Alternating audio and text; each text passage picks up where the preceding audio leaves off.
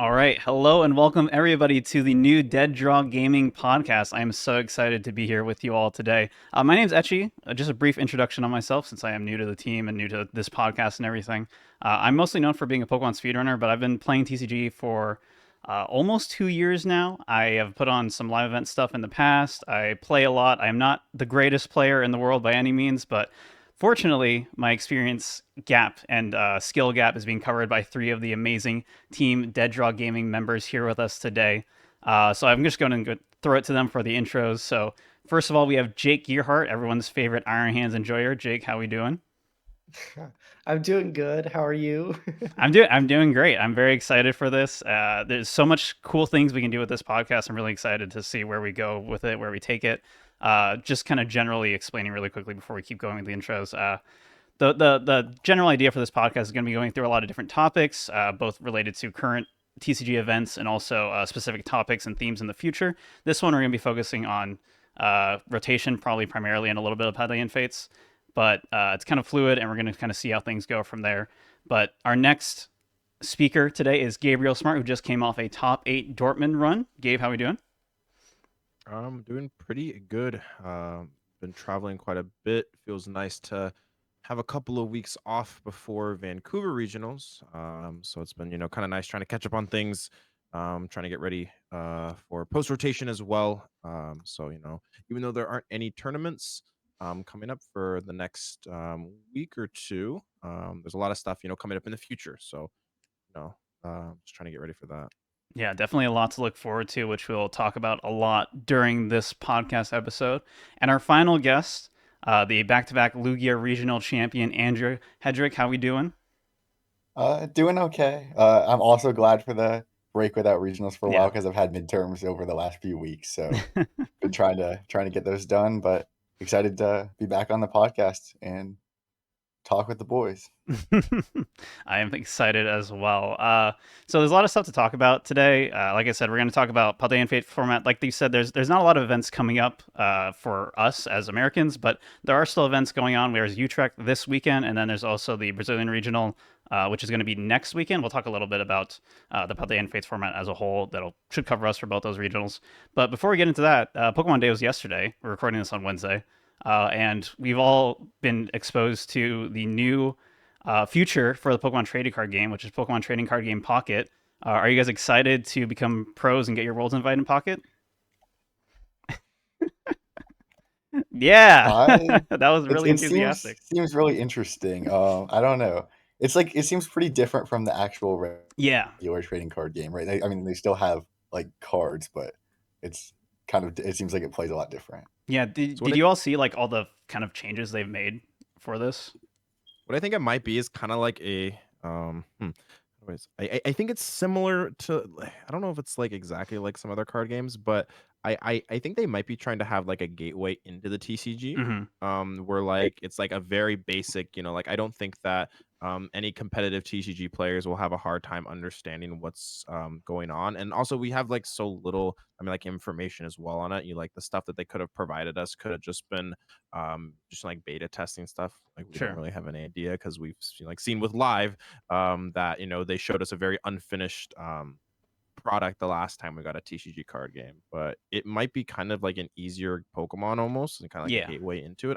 I honestly do not know. It was a very interesting trailer. So I actually have a lot of thoughts on this, and Okay. I waited like I could have posted something about it yesterday, but I wanted to like let it all sink in to get my thoughts. But surprisingly, I'm actually like a huge fan of this them coming out with this. I think this like sort of solidifies maybe there's some like huge like a master plan going on with this product. But over the past couple of years, so what this product is, um, it's I think it's like first and foremost, it's like a collection app. Like you open your packs and you trade with other people, Yep. and it's got special artwork, so you get all the collectors to play this, and it just so happens to have this battle thing that you can do if you want. You don't have to worry about it.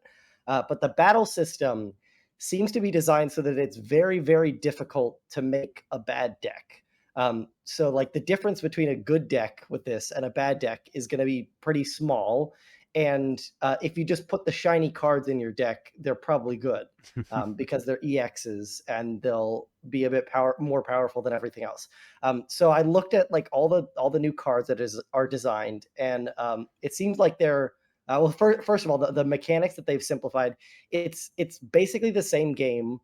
It's like, yeah, it's the same Pokemon game that we've all been playing, but taken a couple things are removed from it to make deck building easier, or like Yeah. make the game simpler in that. So one of the issues with like the Pokemon card game in terms of making a good deck is you have to play a lot of consistency cards. And if your deck doesn't have consistency cards, you're not going to have a good time. So the fact that you don't need to find your energy cards in your deck means that you don't need consistency cards, because you can just you've got your energies right away. If you just have a handful of Pokemon, you're fine. You're attacking, so you can at least start playing a game. Yeah. Whereas if you had to have like draw cards, you'd have to find you draw cards to find your energy cards to attach to your Pokemon. And then there's also the removal of the prize card mechanic, which I think is more of the fact that they want the game to be faster, and just like they're using a point system. Like it says on the EX rule box that EXs give up 2 points. Yeah. So it's called a point Yeah, and system. it looks like Um, you need either 3 or 4 points to win the game. There's like a graphic on the bottom of the screen that fills up when you have it's like 1, 2, and 3. So I'm assuming it's either 4 or 3. 4 probably makes more sense with the X's. So I think it is. I think it is going to be 3. At least from okay, the trailer, it looked like 3. But that does actually add like a bit of element of strategy. Like you're like try and get like the 4 prize game involved. It's now, instead of a 7 prize game, yeah, you're playing a 4 prize game. But I think this whole thing sort of like is coming at the perfect time, because it seemed like during the Sword and Shield era, and like they mentioned this in an article about the Black and White game design as well. In the Sword and Shield era, they had like very simplified mechanics, um, and it was very easy to pick up like the best deck and just play it, and you were probably going to be fine. Like you pick up Eternatus and you bench all your dark Pokemon, and then you hit for 270, and you're probably winning the game as long as you flip heads on Crushing Hammers. So anyone who was like slightly interested in the TCG, and it also helped that we had had the pandemic. Ironically, that people had more free time to look into games like Pokemon. So everyone who was like mildly interested in strategy games would have tried Pokemon over the pandemic and got into it on some level. And anyone who's not interested in it, you're going to have to use like a different avenue to get them interested. And so now with Scarlet and Violet coming around, we see like the game getting significantly more complicated and like geared towards competitive players by the fact that they're like reprinting ideas from the Ruby and Sapphire era. So they're like reprinting Pidgeot and like Countercatcher, all these different ideas from when the competitive players like the game most. So almost like an apology for what they did, but really to say that like this game is the competitive game, hmm because now they have a different game. They have a simplified version with a simplified metagame, which is meant to get new people involved. So anyone who plays this new game might play like one battle, or like one battle every couple days or something, and they'll open their daily packs and they'll enjoy it. And then maybe one day they'll see like they'll open a physical pack of the cards and realize, oh hey, there's this physical card game, I could play this as well. And then they learn that the mechanics are more complicated, but they've already been introduced to the game through this like new digital yeah, fast play format. So I think it's a really great game, really great thing for the game that we have this extra entry point. And it's not like it's a different game. It's they've only changed the mechanics enough to where deck building becomes like easier. hmm They've left everything else alone. The only other thing that like I noticed they changed was on like the Greninja card. Like it says, once during your turn, you may do 2 damage, or you may do 20 damage to one of your opponent's Pokemon, instead of put 2 damage counters like we sure, would have. But that makes sense to simplify. Like they don't need a distinction between damage counters and damage in this game. yeah. Um, I think The comparison a lot of people are making are to like Yu-Gi-Oh with Duel Links. For those who don't know about Duel Links, it's essentially a game that they launched like 8 years ago or something. It's like a mobile focused Yu-Gi-Oh game where that's basically a much more streamlined format of Yu-Gi-Oh, where it's 4,000 life points instead of 8,000, and then the game's mechanics were stripped back like 20 years basically to like the early days, and then What they game was this called again? It was the Duel Link. Duel Links. Yeah, I tried that. Yeah, Because like I knew like the old rules, and yeah, that brought me back into Yu-Gi-Oh for right. like a couple days because I got it. I was like, okay, this makes sense. So yeah, It did the so same thing to me sorry in for like interrupting. 2018. Yeah, yeah. I think this kind of does a lot of that same thing, and I think this also like Jake was saying, it doesn't really I don't think it removes stuff to the degree that Duel Links does. I think the game is very, like you said, just the same thing simplified. And not like we still have the EX mechanics, so like the mechanics should be generally the same. It's just there's less to worry about and less ways to mess up, which I think is really cool. And I also think it's super cool that they're like rebalancing everything. Like we saw Mhm. the EXs have the power level they should have had 10 years ago with Black and White. They're sort of like acknowledging their mistake with like the Mewtwo EX back then at 170 HP. This one's got 150. But the basics are like the non-EXs are still more powerful than they were back then. So I think it's like a cool thing that we also get to see like what the game would be if they got to reset it. For sure. I think Gabe brought up a good point too about how, like, he had played Yu-Gi-Oh! A long time ago, hadn't played for a while, and then it kind of got him back into it. Like that same thing had happened with people who played Pokemon a long time ago, and the rules were simpler, maybe when they were a kid. And then if they played the game now, if it wasn't quite as complicated, it would be easier to get them back into it. For sure. And even as Jake was saying, like tempting in those collectors with free virtual packs, and then they're like, oh yeah, I'll play a game if I get like an extra pack from it or something, and then they learn the game, and that helps them watch the actual live tournaments because the game is not that different from if they're watching the live tournaments, and the casters can bridge the gaps between the pocket game and the live game. So yeah, I think it's really interesting. And I think what you were saying too, Jake, was something I hadn't really thought about. Just kind of the game slowly getting more complicated since Scarlet Violet came out compared to recent years. Because we just recorded a Gardevoir versus Gardevoir mirror match, which will go up on the DG channel between Jake and Gabe before this podcast recording. And that was really complicated. Like, I can't imagine being a beginner player just picking up the Gardevoir starter deck that comes out in a couple weeks and trying to do that kind of mirror match and thinking through all those things. Like it's a lot to take in for your average beginner player, and this can be a great way to streamline that. So pretty cool. Any other thoughts on TCG Pocket before we go on? Are we all going for a world's invite in it? I think the only other thing to mention is that like there was a lot of like negative reaction online about Yeah, like comparing it to live, and I think live is probably just in an unfortunate spot that like we happen to have a pandemic which pushed like all the competitive players to ask for a new client when TBCI probably already knew that this thing was going to come out, so maybe they felt like pressured to create something new. But I think live is in a not great state. But if we're gonna have like an entry point into the card game that we can point people to, it's better that we can point them to this thing, yeah, which will that's true. the rules will be simple and they can use whatever cards they want, which is like the best thing about it is that like you pull your shiny new EX card and it's good, or you pull your Snorlax which has 150 HP and does 70 damage, and you like the artwork and you want to put in your deck, it's still good. It's good enough.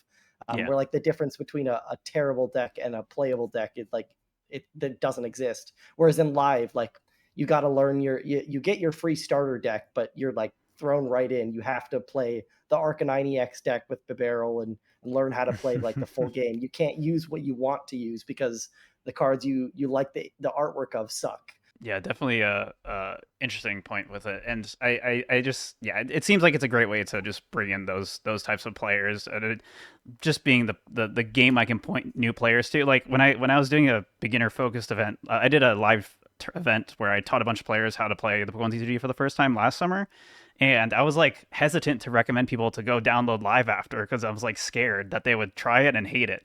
Whereas now if Pocket's a thing, I just tell them, oh, go play Pocket. Yeah, it'll give you the intro and it'll be perfect. Another thing that happened with Pokemon Day yesterday was the announcement of a Gen 6 Legends game. And Jake wanted me specifically to bring this up because they teased Mega Evolutions, and that means there might possibly be a return to Mega Evolutions for the TCG. Why did you want me to bring this up, Jake? I mean, I mentioned this on Twitter as well, but I think just this is like the first time that we've seen a mechanic video game mechanic return, like a video game gimmick, because they only started doing those with Gen 6, like the Mega Z moves, Dynamax, Terrastal, whatever. So this is the first time we're getting a gimmick back. And I think the gimmicks, like transferring them from the video game to the card game, is like the most interesting thing. And usually we only get that like every 3 years, like we get the new whatever. But this time we get it a little bit earlier. So I think there's a lot of different possibilities they can go with this. Like one of them is just combining like two of the things from XY, which were break Pokemon and Megas. They could just use the break mechanic but call them Megas again. And like personally, one of my hopes is that they actually keep the old Mega Evolution rule of like your turn ends when you evolve it, but they actually balance it properly this time so that the cards are good enough that you don't need Spirit Links for them. Because I think it would be really cool if you actually you had to evolve and wait and just end your turn by evolving, but the card was good enough that was a trade-off that you could weigh the benefits and costs of. Gotcha. It'd have to be pretty insane for that to be worth it, I feel like. Because that would make it really hard to evolve to like a second one later in the game, too. Like at the beginning of the game, you could definitely afford to do that, but they would have to be pretty good, I think. Yeah, I feel like if they do like one prizers that have like the stats of EXs, that could work. Like you have a Charizard with 330 HP that's a one prizer. And then you'd also need like probably some like way to protect from boss's orders or something like that. But they could like print another like effect on it that says you can't be gusted, or like print another Pokemon that says if you have a Mega in play, it can't be bossed. I don't know. But there's a lot of things. The Megas are definitely going to need multi-prizers, Jake. Yeah, breaks were one prizers, so I feel like they could do that again. Yeah, cool. Yeah, I would be excited to see that. But again, maybe more reason for them to make the simpler format as we're just getting more and more complicated, adding more gimmicks and whatnot to our format. So the next thing I want to talk about was a little bit of Paldean Fates format stuff. We're not going to go too in depth with it. Like I said, Vancouver is still almost a month away, so we'll do another podcast closer to Vancouver where we'll really kind of dive into the format. But the main thing I wanted to start with here was Gabe's top 8 Dortmund run. Gabe, how did that go? What happened? A lot of things went well. So I've been playing a little bit more Gardevoir recently. Been learning the deck a lot. People like Andrew and a couple other members of Team DDG, like Michael Davidson, have been helping me out. So I'm in Discord at 1 a.m. in the morning, playing games with Gardevoir and ladders. So I've been quietly playing the deck a lot more.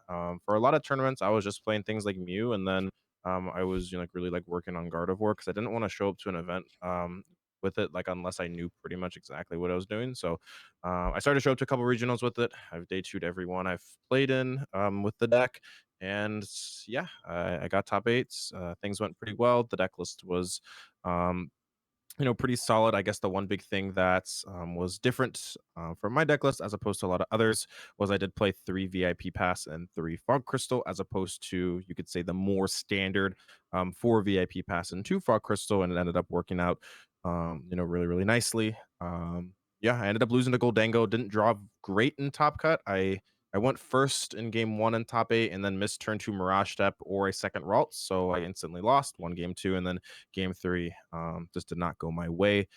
But I'm still happy with the top 8. Over 1,300 players there, so definitely was not easy. But yeah. And one thing that kind of stood out from that event was immediately 3 Gardevoirs in top 8, all also not from Europe, you being one of them. It just seems like Gardevoir is in a really strong place in the meta right now.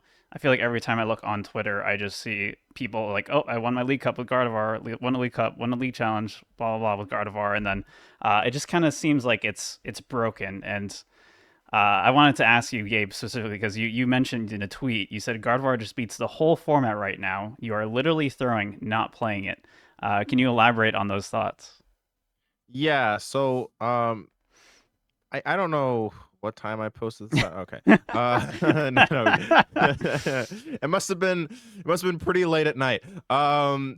Okay, so like the more like premise of the tweet is, yeah, I think that Gardevoir's worst matchups are notoriously pretty inconsistent decks that don't necessarily set up all the time. Things like Chen Pao can be a little bit of a scary matchup. That deck obviously has major consistency issues. Thing like Miraidon as well just sometimes don't function, which is also one of Gardevoir's quote unquote like hardest matchups. But I think the biggest thing is with the rise of Roaring Moon. A couple of months ago, back when Roaring Moon first came out at the Latin American International Championships, I believe that was the first event with Roaring Moon legal, right? So looking at that, the meta was completely different. People didn't necessarily know how to build the Roaring Moon deck, so Roaring Moon pretty much just flopped.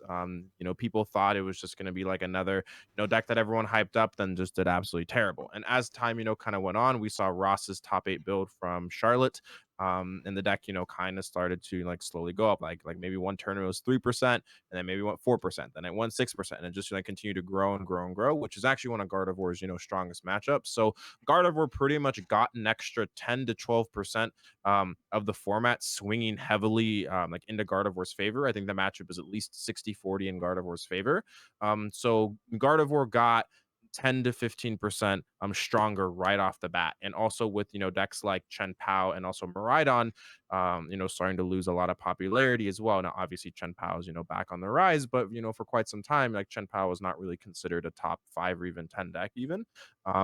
Pretty much most of Gardevoir's hardest matchups were kind of going out of the format, and like other decks like Roaring Moon, we're starting to see a lot more play, which is one of Gardevoir's strongest matchups. So like I think that's why Gardevoir has been seeing a lot more success, and why we finally have been seeing it like winning tournaments, because for quite some time Gardevoir would make it in the top 8, but it never really get past top 8, top 4 or second. I know Tord got second with it twice at Worlds and also EUIC, but it never could necessarily get over the hump. And now we saw Brisbane with Harry winning, and then at Knoxville with Ryan Antonucci winning. The deck is finally showing that it's always had that capability, which I think we always knew it did, but I think the meta is just finally perfect for it.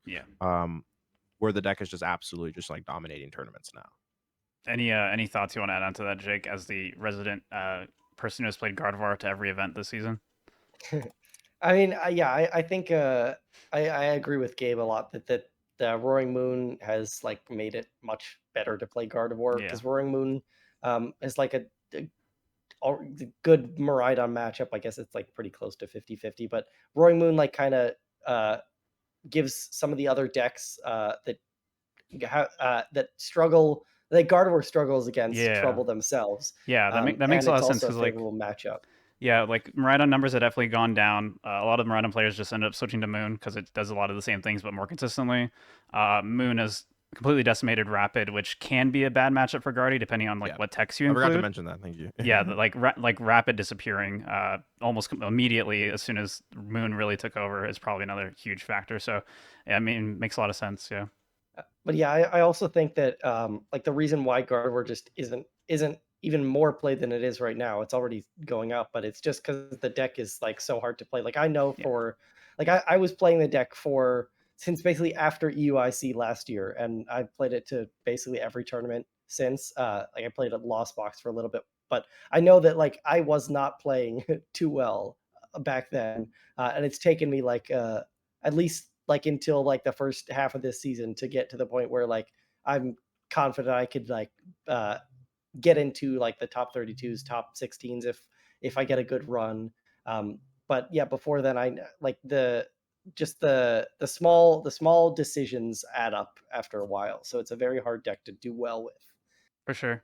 The other deck I wanted to mention, the last kind of deck I want to talk about for the Paldean Fates format is Giratina. Andrew played Giratina to Knoxville, I believe, to a top 64 finish. It's a deck that we saw has just had an unmatched stretch for parts of the season where it just won like 2 or 3 regionals. I don't remember exactly, but at least 2. And just looked like the BDIF in a lot of situations during that time. So do you still think its position is as dominant as it seemed like it was last month, Andrew?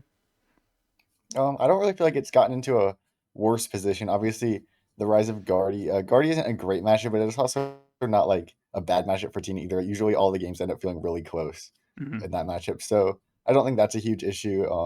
The Rise of Moon is definitely not great for Giratina. That matchup can be pretty scary, although it's not a terrible matchup by any means. And also, if you want to play something like Spiritomb to turn off their Moltres and slow them down, that's also an option as well. So overall, I mean, Tina's just like always like the thing about the deck is it just can make all of its matchups close, take close matchups to anything. So meta changing around it really doesn't matter that much, as long as like the deck itself still works. So I don't know. I think it's still going to be in a fine spot. I think it will still get played at Vancouver. It will be pretty popular, and it will still do well for the rest of the format till rotation.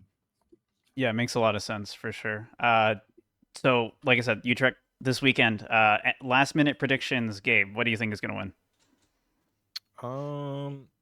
So the last regional we've actually had is Dortmund. So looking at it, I think that I'm gonna go out on a limb. It's hard not to pick Mew and EU, it's always kind of the but I am going to say I'm gonna pick Roaring Moon. Just Okay. gonna make a hot take. I think that Roaring Moon might get its first win. I was gonna say, like, do you think people are gonna react appropriately or overreact to this sudden kind of surge in Gardevoir, or do you think that'll still be fine enough for Moon to kind of get through I don't there? think so. I think that I actually changed my answer. I'll say I think that Moon or Charizard are decent. I think that Charizard's also actually really good right now. Yeah, Charizard's the deck that builds everyone's like not talking about, and a lot of people have kind of fallen off on, but it's still Charizard. It's still a pretty good Zard deck. is good because you can play Double Lost City to try and fix the Chen Pao and Gardevoir matchup, which helps that significantly. So I actually will change my answer. I think actually like Charizard's in a really good like position. I'm sorry right now. for helping you change your answer, but yeah, yeah, it's okay. But no, I mean like I don't think Gardevoir is gonna rise that much.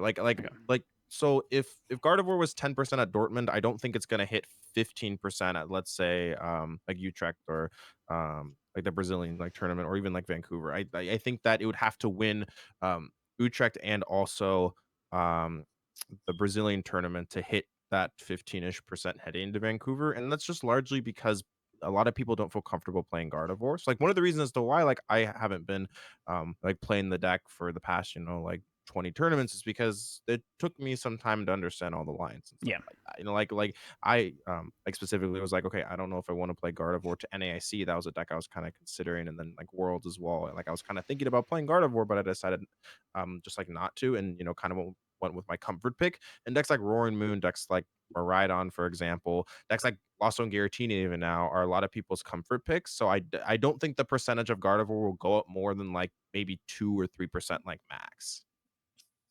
Gotcha. Andrew, what are your predictions for Utrecht? I don't know. I think that probably the two decks that do the best will have to be Gardevoir and Giratina. Obviously, those are the decks that the best players seem to like, and obviously Gardevoir's been doing better recently, and I don't expect Giratina to fall off. So I think the two best performing decks will probably have to be Gardevoir and Giratina, and I expect one of them to get the win. Okay, straightforward. I like it. Jake? I mean, I'll just go with the Gardevoir. I think it's the best deck, and I think well, if Tord and Demi and all the other like good Gardevoir players in Europe are at the tournament, they'll have a good shot at winning. Gotcha. Cool. All right. Like I said, we'll go more in depth on the Paldean Fates format in a future podcast. I really want to spend a lot of time talking about rotation and EUIC, which again, those are also over a month away. But this is the time where people are really starting to start testing and mess around with things, especially because Champions League just happened in Japan.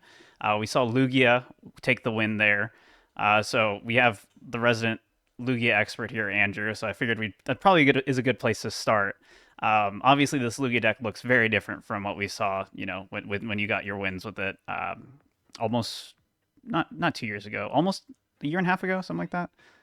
About a year ago. A year ago. Okay, time is wild. Anyway, so have you messed around with the Lugia too much post rotation, and what are your thoughts on it, Andrew?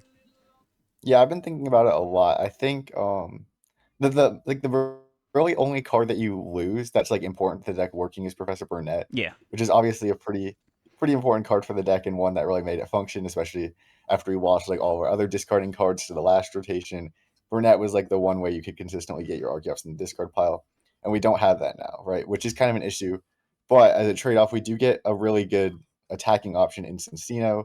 that lets you one-shot things, and also the format will definitely slow down a little bit with rotation, with decks losing some of their consistency, like Battle VIP Pass, which means that if you don't get the turn 2 Summoning Star off, the fact that the format's slower and you have that one-shot potential with a one-prizer means that, you can maybe afford to read the wind turn 2, play a little bit slower, and then get set up turn 3. So I think that even without Professor Burnett, even if you're not always getting that turn 2 double Archeops, the deck will still definitely be able to work and be able to see success. But yeah, I feel like I think it'll be pretty good. I feel like the deck almost plays more like Gardevoir does now than even Lugia in the past or anything, where you spend like a couple turns just setting your board up with like you got Mirage Step before, Read Wind now, or Call for Family on the Minccino, and then you just take a chain of 2 prize knockouts with a 1 prizer, and just gift energy is your draw engine now, instead of like abilities. So I think and the fact that you also have Snorlax to be difficult for like some of those the 1 prizer decks to deal with. Like you've got Lugia, which is already tanky, especially with the V Guard and the Mist Energy. Like the Lugia V Star itself is a pretty solid attacker now. And then you've got Snorlax for the 1 prizer matchups, and then Chinchino to uptrade into the 2 prizers. It's like a very well-rounded deck with only those 3 attackers. One interesting thing also is you can potentially attack with Snorlax turn 2 without using Summoning Star as well, especially if you're playing like the heavy DTE version that did well in Japan. One issue with the deck that I could see if you're trying to play like Gardevoir, like you're playing slower, is that Cincino is extremely energy intensive, and it could be hard to have enough energy to take 3 big knockouts with Cincino. But if you take like an early knockout with Snorlax or something, then one shot a couple of 2 prizers, then maybe boss kill a 1 prizer at the end or at some point in the game, that could be maybe an easier way to map your prizes out. I don't know. Yeah, I think Yeah, that. Oh no, you can. I was just gonna mention, like one addition to this deck could be the Luxray, especially because Lugia, like the mirror, is gonna be more popular, and reversal. So you can get like an easy early knockout with the Luxray for only 1 energy, and then have a bunch left over for Chinchino. Yeah, I don't know how good the list is. Like, I think like the ideas are there. But I was looking at it and like maybe this is just like I played Lugia a decent amount and like there's like cards that kind of give me question marks. Be like, okay, why is there no second Luminion? Why is there, no Squawkabilly? And like those things, kind of like lead back to Jake's thought is that maybe, like this list is trying to play a little bit more like a Gardevoir deck where like you really just want to like utilize your 1 prizes and you don't necessarily want a bunch of, liabilities, that could be like easily targeted, especially with things like counter catcher in the format. Having a lot of and also like prime catcher as well. That's another big thing is that now that prime catcher is a card, things like your Luminions, things like your Squawkabillies, all those things become even more large of a liability, which I think is really really important to look at. Which I think is caused a decent amount of decks to kind of like rethink exactly like what support Pokemon they actually want. But I guess some of the interesting things are the double Serena in the deck. Only 2 research was definitely something that kind of makes me think that they were considering playing like this deck at a lot more slower pace, trying to utilize that read the wind a little bit more because typically 3 to 4 professors research is the standard. That's personally what I would have in the Yeah. list as of right now. But I, it's really interesting for I sure. imagine a lot of kind of weirdness with building the deck now is just it's even more important than ever to not discard your energies, which is probably the fear of running like 4 researches because Cinchino's attack is per energy card, so you just have to be super super careful with your resources to make sure you map out enough just to actually get the KOs you need to win the game. Yeah, and I think the Mist Energy is really good as well. That card, Yeah, I wouldn't say it kills Roaring Moon, but it's very, very difficult for Roaring Moon to deal with. Roaring Moon, obviously one of the most popular decks as of right now, actually doesn't lose a whole lot. It does lose the Galarian Moltres, but you do have the option to play the Darkrai V Star now. But now that Lugia has something like that Mist Energy, and also in combination with V Guard Energy as well. It's just an insane combination versus decks like Losso and Giratina, which also still exist as well. So this deck really like the few cards the deck gained are like insanely good. Like Mist Energy is like just such a powerful card. And also, things like the Master Ball as well is just very very strong, and it actually kind of leads me to wonder if this list is built to be more slow. There could even be an argument to play Prime Catcher instead of Master Ball if you're just trying to, like slowly set up. I feel like you could reasonably set up, statistically almost exactly the same without the Master Ball. So that's something that I'm actually going to put some, time into heading into the European International Championships, which is the first, like major, TBCI held event with, set um, legal to kind of get an idea of exactly how good the Master Ball actually is. Because I guess that was, one of the biggest like takeaways from the tournament was, see Master Ball win. So I feel like counter catcher could also be like all right in here if you're really planning to fall behind. But yeah, if you have like this deck doesn't really need to play many supporters like past the early turns once you're set up. Like your gift energies and all these extra like search cards are going to be chaining your Chinchinos in most of your like 2-prize matchups, and that's all you need for your like draw for the turn. So you can afford to play like a boss's orders like multiple turns in a row just on the back of the gift energy. Yeah, makes a lot of sense. I think it's kind of, I've been talking to a lot of top players about their rotation testing, and I think the biggest thing that people are afraid of with Lugia is that one little deck that got 14th place at the Champions League, which is the Iron Hands. People are calling it Feature Box. It's really just an Iron Hands deck. Jake, how scared are you of this deck? I mean, I actually kind of like this deck. Whoa, okay. Because it's well, I mean, I think it's a powerful deck, but I think it's like a much more balanced or much more fair like deck than like Miraidon Iron Hands right now, where they've got like the Iron Hands like and Raichu and they just like overwhelm you like as soon as possible. Whereas this deck like it needs to take a turn to use the Miraidon to set up like the 1-prize Miraidon to get enough energy in play. So you're not going to be like getting turn 1 hands ever by this deck. If you are, the opponent's probably misplaying because like unless your start was so bad that like the turn 1 Iron Hands is all they need to win. Like most decks can respond to a turn 1 Iron Hands, so like you need to spend a couple turns getting the energy in play, and if you go ahead too quickly in prize cards, the counter catchers turn off, which is your primary form of gust with this deck, because you have to be playing those draw cards to find your generators and your damage modifiers in order to keep the game going. So I think there's like a much more outplay potential against this deck than something like Miraidon, where you just have to answer everything they can do to you, otherwise you lose. Whereas this deck, there's opportunities where you can like pass with something active. If you've got like a way to get rid of it, like in Charizard, if you have a collapsed stadium or a Turo, like you can afford to just like swing for 180 one turn if you need to or something. It's much less pressuring than and much less prone to just running over someone like a more skilled player just getting run over by someone high rolling on their generators. Like that's less likely to happen with this deck. Yeah. I've actually been kind of messing around just with like the deck and trying to figure out exactly how to improve on the list. Yeah, like I also kind of agree with Jake, is the deck is a little bit more tame. It's not necessarily always going, for the YOLO turn 1 Iron Hands. I do think it's achievable. I personally made a couple of changes. I don't play Morty. I also don't play the Reboot Bot. And instead of Reboot Bot, I play Prime Catcher as of right now. I don't necessarily know how good the Reboot Bot is. Like, yes, it has like its moments. But I think with, things like Generator and the Baton, you don't necessarily have to play it. And I think something like Prime Catcher, kind of allows you to get a little bit more aggressive in games, because like you can run into some situations where like, I don't know, versus Charizard, for example, like you Iron Hands them and then they respond to you, and then you don't have a way necessarily to get around like that Charizard because you're only playing counter catcher. One thing that I personally have on the list is also a one of Raichu V. I think it just kind of makes sense, like because the Baton allows you to move the energies around when your Iron Hands gets knocked out. You also have things like the electric generator, so it just I think kind of makes sense to play a one of Raichu V. Maybe that also opens up potentially playing something like a 4 Seal Stone in this deck as well.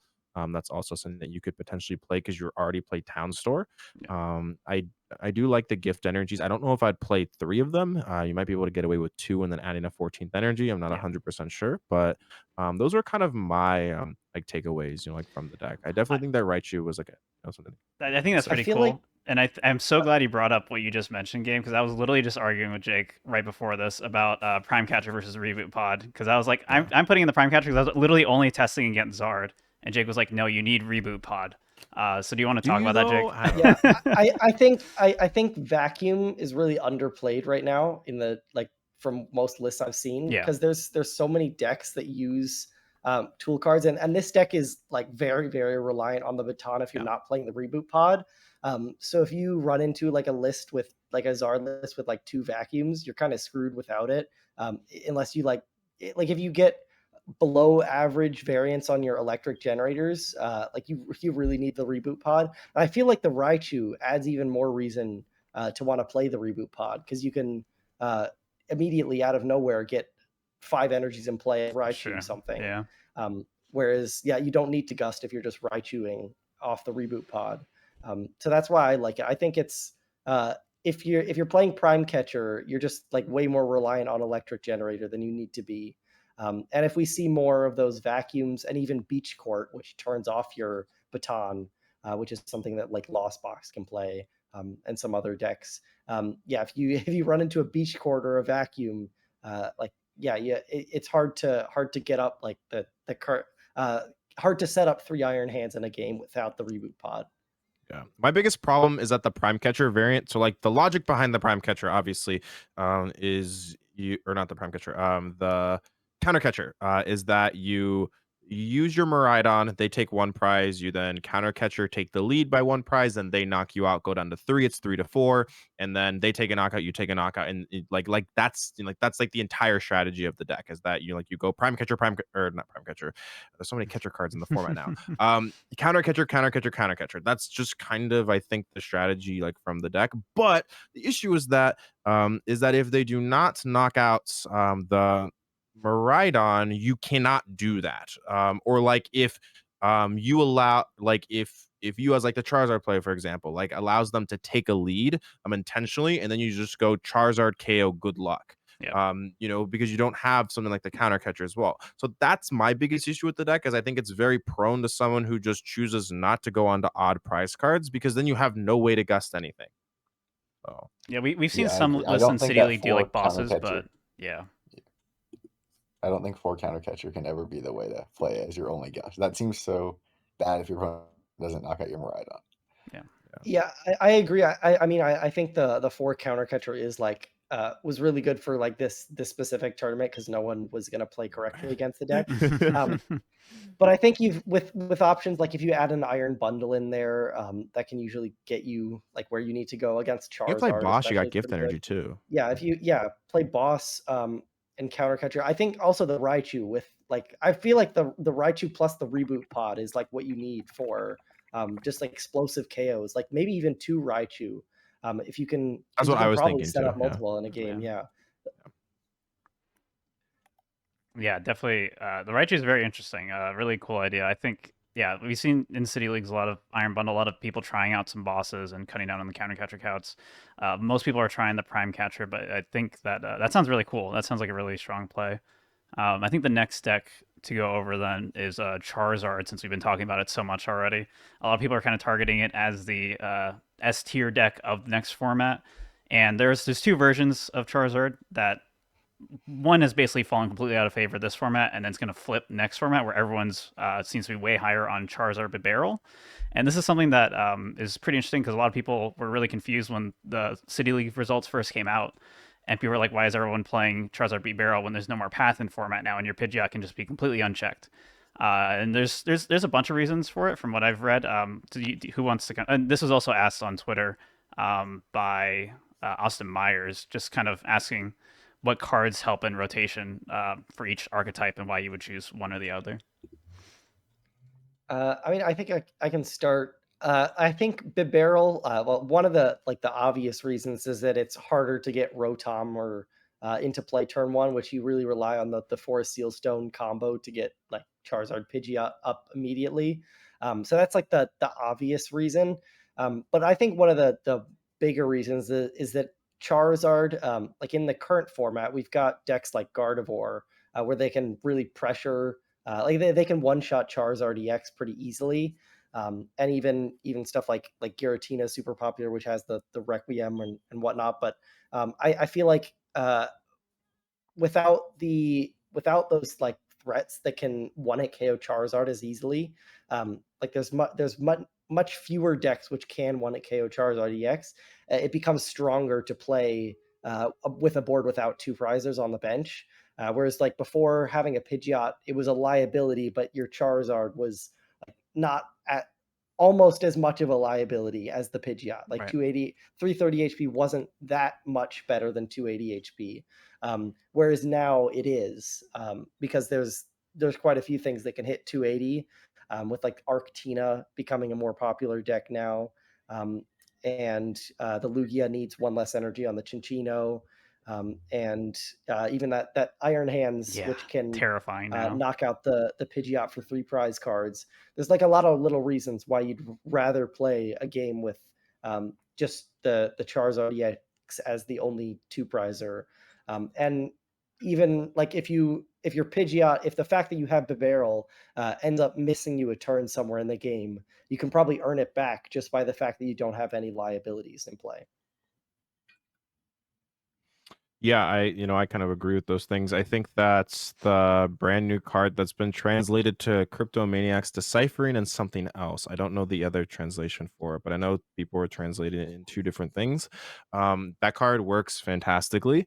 With a deck that, is able to use something like the Prime Catcher, you can just put it on top, then you can use the barrel. Also, with things like Arvin, you can still do that. But yeah, I honestly think that the Barbaro version is like still pretty close to the Pidgeot. Obviously not being able to VIP pass for Rotom is a problem. I can't think of the amount of times where I need to use my VIP pass to get the Rotom down just to be able to function and set up the game. So now you like with like now that you have the Buddy Puff in, it makes a little bit more sense, I think, to play the Barbaro. I also don't necessarily know how overpowering Charizard is. I think that a lot of things on social media, like when it comes to the deck, are hyping it up with not a ton of results to back it up. So I think that the deck is obviously very good, but I would not call it like this tier S, like Yeah. unbeatable deck. I think there's a lot of things in the format that can beat it. Things, with like the maximum belt now, I think it's called, right? That like being able to hit, Charizard for knockout is very good. I know like Arctina has been, playing that card now because now you can, one shots a, Charizard. With a Giratina with that A spec. So I don't think it's broken. I think it's a reasonably fair deck. I think it's a tier 1 deck, but I think that people hyping it up as this, clear like best deck in format is like I don't think necessarily the truth. But I think that Barrel probably just starting off. I like having multiple ways to like get into Charmeleon. I think that's nice. I think that if people decide to, throw back in things like their TM Devos in their deck and stuff like that, that hurts Pidgeot significantly more than the Barrel version, because it's just like naturally better because you play like 2 or 3 Charmeleon. So yeah, I think they're both good, but I personally prefer the Barbaro one a little bit more as of right now. A couple other things too. Like if you've ever played Charizard Rebel before, like when it first came out, one of the biggest issues is that you would end up with like your really unplayable hands that a lot of like you just couldn't draw cards, and the big part of that was you drew into your battle VIP passes in the late game.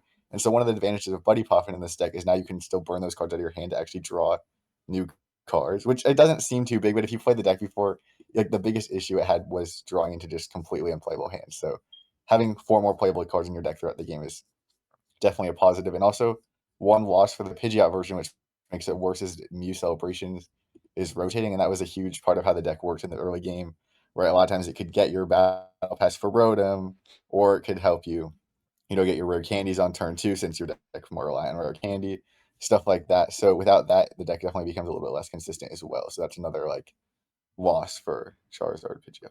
Yeah, and even more on the point of unplayable cards, you don't have to play as many like stadium cards anymore because you don't have to worry about paths. So those don't clog up your hand when you've already got a stadium in play. Yeah, something to point out too is like you were mentioning the Pidgeot being a liability and kind of answering what cards come in post rotation that benefit either version. We saw the Champions League list that was playing Pidgeotzard. Felt forced to play Hero Cape over Prime Catcher probably just to protect the Pidgeots, honestly, from being huge liabilities on the bench. And you can throw it on other stuff too, but not being able to feeling pressure to even play that in the first place over something as powerful as Prime Catcher, that probably doesn't feel great, honestly. So, kind of an interesting difference in ace spec there. Yeah, I think Hero's Cape is like a sign that there's not enough decks playing Lost Vacuum. Yeah, because that card is really powerful. Like on a Charizard with 430 HP is right. pretty Yeah, good. absurd. But yeah, if we see Lost Vacuums go into decks as I think they should, then the Hero's Cape becomes a lot less powerful.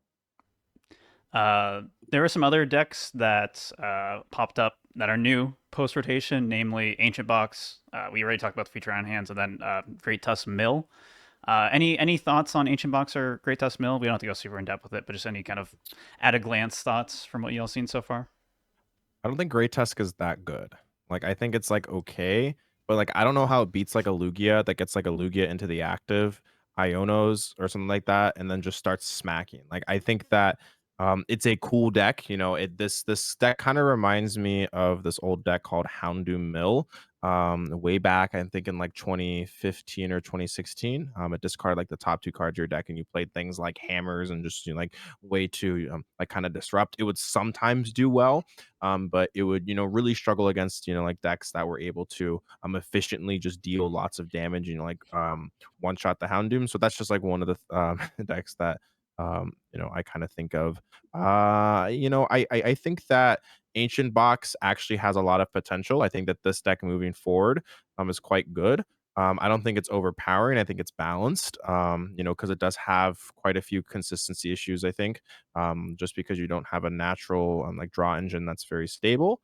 I was looking at the list that got top 16. I don't play Artisan. I play Pokestop. I think Pokestop makes a ton of sense in this deck. I kind of just kind of adjusted how this deck was built, and things like Pokestop just make a lot of sense because you can dump a lot of like ancient things, which just seems good. The drum card, I don't know how good the drum card is in the deck, because you just can run into situations early game where it's like, do I really want to bench all these cards to be able to use drum to draw more, and then I can't get them off the field, so you're not actually increasing your damage that much. So there were some other things like Prime Catcher that I was kind of considering in it. So I think that deck actually has potential, though. I think it's probably starting the format in tier 2 and probably mill probably tier 2.5. Sure.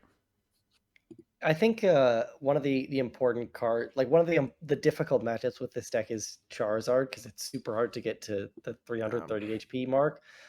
So like if I were to play this deck, I'd like look into playing like even maybe like 2 Cobalion, the one that increases damage done to dark Pokemon. Do they stack? Just to fix that. Yeah, I'm pretty sure they stack. Oh, that's really cool. I don't know that. Yeah, I've never played double 2 check on Cobalion on my that. list before. But yeah, at They do least stack, one can Cobalion. confirm. One Cobalion does help a lot, and then 2 would probably make the matchup even like slightly favorable, maybe, because you can get there eventually, and then just trade 2 at KOs for a little while. But the issue like is if like 2 Prizer decks have they need to set up way less attackers, and they also have options of using stuff like Collapse Stadium to heal their Charizard. So yeah, I feel like that matchup, if you're not able to one-shot the Charizard, it's pretty rough. And I also think Lugia might be a problem for this deck, just because something with 280 HP is a lot early game. And then Lugia can easily transition into 1 prizers for the rest of the game. So if Lugia can get an early lead, and then they also play Collapse Stadium. So yeah, you could like attack with Lugia. Ideally, it takes a hit, you collapse it away, and then just play with 1 prizers for the rest of the game. You're going to end up favorable on that trade. Yeah, it kind of reminds me of, so I remember I actually did that pretty much. So I played at NAIC versus a United Wings deck, and I took the first 2 prizes with Lugia. This was actually in day 2 because United Wings actually did pretty decent at the tournament. I took the first 2 prizes. They weren't like able to like reach like that one shot, and then I just went 1 prizer, 1 prizer, 1 prizer, 1 prizer. And I think that's the exact like problem like that like you're going to run into, especially if they like win the coin flip, get the turn to Lugia hit. How are you like how are you responding? Like especially like if they get the turn 2 hit, there's just no way you're doing 280 damage back. And if you don't do 280 damage back, they're going to take a 2 prize lead. And at that point, they can just use their Snorlaxes and their Shinchinos, and they pretty much can like guarantee, win the game. So I feel like if this deck had access to Echoing Horns still, it'd be a lot better than it is currently. Because I could imagine this deck like trading evenly and then going like Echoing Horn counter catcher, Echoing Horn counter catcher, and getting like a huge lead from that. But sadly, for this deck, Echoing Horn rotates. Yeah, the last deck I wanted to talk about, brought on here by Brendan Streeter from Twitter. How are we feeling about Snorlax post rotation? We saw got 3 of the top 16 slots at Champions League. The deck functionally is very almost unchanged with the new format from what we've seen in those lists. It's basically just throwing in Eerie and replacing the Echoing Horn slot, potentially with Mantine, sometimes not. What are your thoughts, Jake, on this? You wrote a huge article on Snorlax stall for Cutter Tap a while ago. So, what are your thoughts? Yeah, I mean, I personally think this is the best deck in the format, and it's a good sign that in best of 25 minutes, with double game losses, if you end up in a tie scenario, that 3 of them still made top 16 at the Champions League. Like, it must be the best of the best control players getting lucky, or this deck is insane. And I think it's a latter. That this deck is just super powerful. And I think that once we get over to our time rules, Pidgeot, like the Pidgeot build, becomes a lot more playable, because in Japan, like you don't have enough time to quick search. Otherwise, you're just losing the game.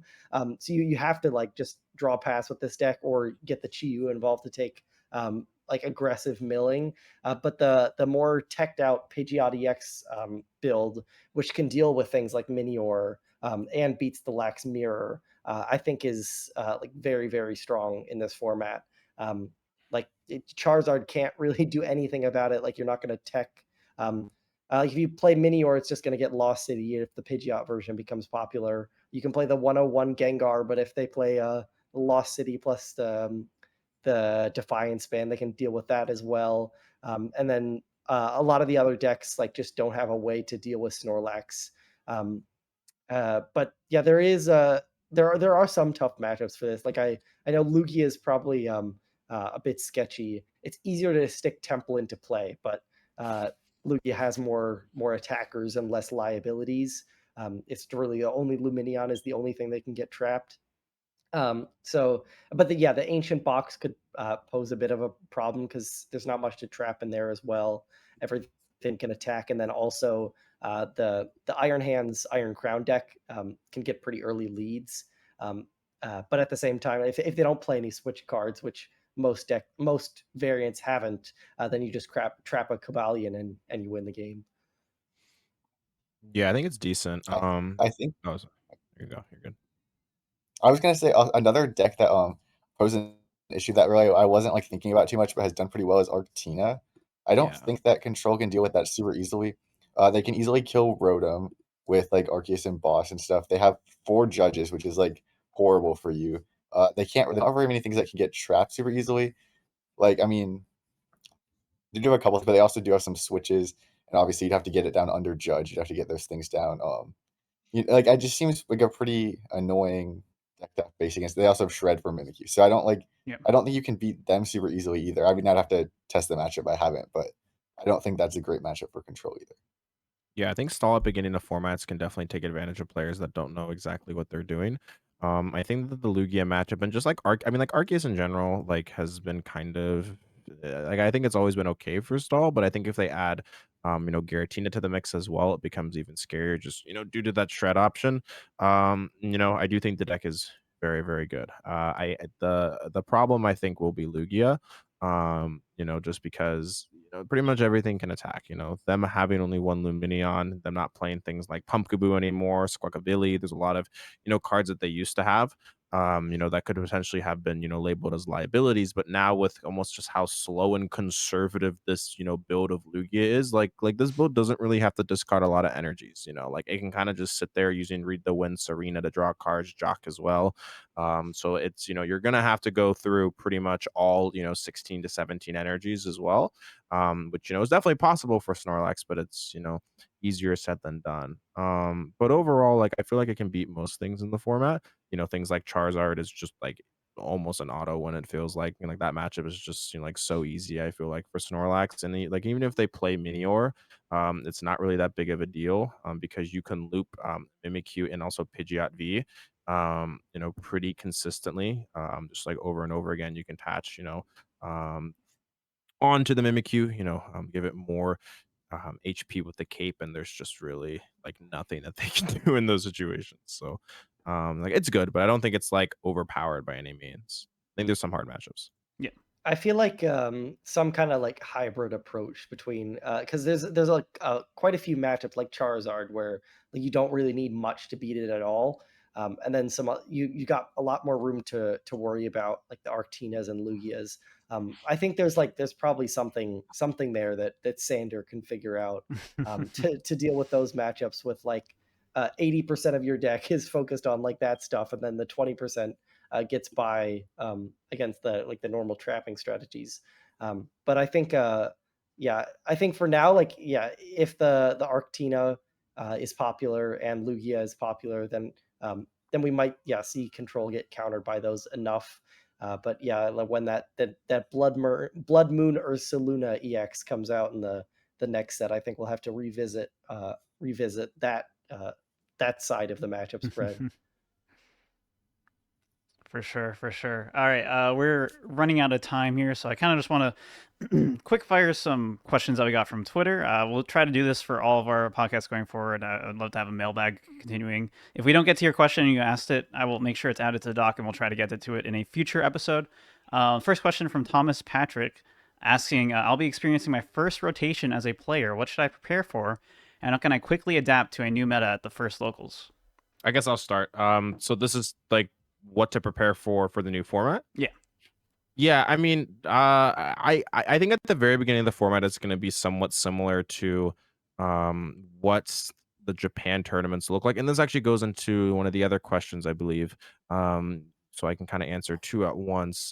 Whether or not like EUIC or like Orlando will be similar to the Champions League that we just had. I think it will be kind of similar. Like I think that Lugia will probably be the most played or the second most played deck along with Charizard. I think that typically at the beginning of formats, people look at comfort decks that, they have played before or still, have, cards for. So I think that those are going to be like two specific decks that see maybe 16 to 20%. I wouldn't be surprised if both of them took up a combined 35 to 40% of the format, just because people have the cards like for the most part, and they're, pretty easy to learn like the ins and outs of like what you should be doing. So, those would be the decks I'd definitely be like preparing for. I think Stall won't see a whole lot of play. I think it will do well. But Stall never sees, more than probably 5%. So I would not be surprised to see it kind of around, 3 to 5% of the format. But yeah, that's kind of what I have to say. Like prepare for Lugia and prepare for Charizard for sure.